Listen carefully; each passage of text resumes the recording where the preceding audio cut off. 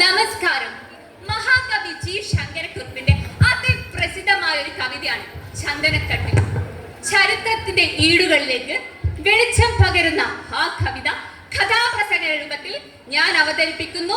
ചന്ദനക്കട്ടിൽ. വേമ്പല നാട്ടിലെ തമ്പുരാന്റെ തമ്പുരാട്ടിക്കൊരു കട്ടിൽ വേണം.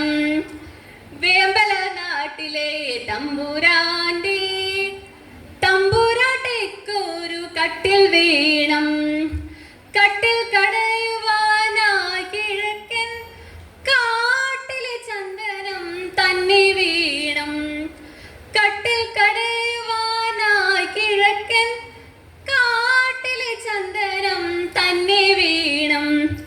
വേമ്പലനാട് ഇന്നത്തെ കോട്ടയം. പണ്ടുകാലങ്ങളിൽ കട്ടിൽ കിടക്കാനുള്ള സൗഭാഗ്യം തമ്പുരാന്മാർക്കും തമ്പുരാട്ടിമാർക്കും മാത്രമേ ഉണ്ടായിരുന്നു എന്നാണ് സത്യം. പൊതുജനങ്ങൾ നിലത്ത് പായിട്ട് കിടന്നുകൊള്ളണം. കട്ടിലിൽ കിടക്കാൻ വിധിക്കപ്പെട്ട തമ്പുരാട്ടിക്ക് കട്ടിലില്ലാഞ്ഞിട്ടല്ല, പുതിയ കട്ടിൽ ചന്ദനം കൊണ്ട് തന്നെ വേണം. ആനക്കമ്പാകണം മേല പെണ്ണ്, ആനമുഖം വേണം കാലുകളിൽ. ആനക്കമ്പാകണം മേല പെണ്ണ്, ആനമുഖം വേണം കാലുകളിൽ. തമ്പുരാട്ടിയുടെ മോഹം അറിഞ്ഞ ഉടൻ തന്നെ തമ്പുരാൻ കൽപ്പന. ആരവിടെ? മേനോൻ കച്ചനോട് വരാൻ പറയൂ.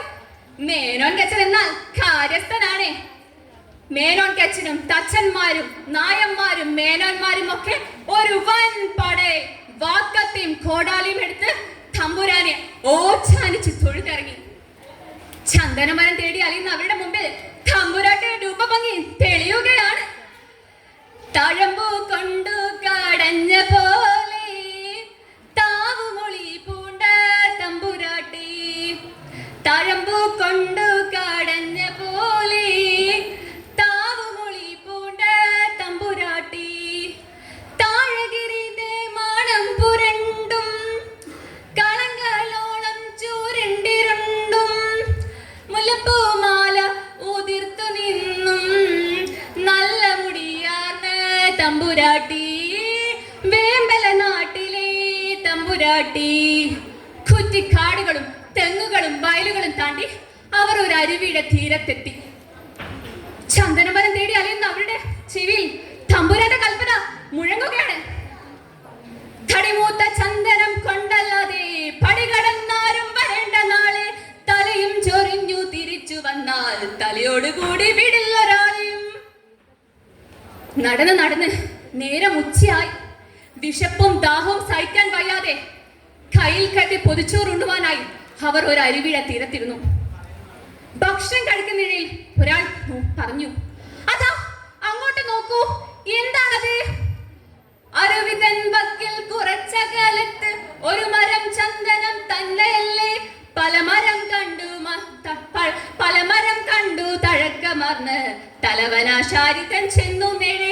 ഇടതുകൾ പത്തി വിലങ്ങണി വെച്ച് ഇടതു പുരികം സ്തുതിച്ചു നോക്കി. ഇല്ല, ചന്ദനം തന്നെ.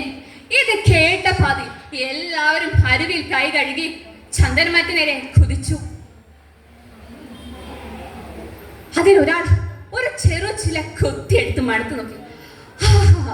ചന്ദനത്തിന്റെ നല്ല തണുത്ത ഗന്ധം. അവർ തോർന്ന് തലയിൽ കെട്ടി വാക്കത്തെയും കോടാലിയുമായി ചന്ദനമരത്തിന് നേരെ ആദ്യ വിഷയപ്പെടും. അതാ ഒരു ശബ്ദം, ഒരു കരച്ചിൽ.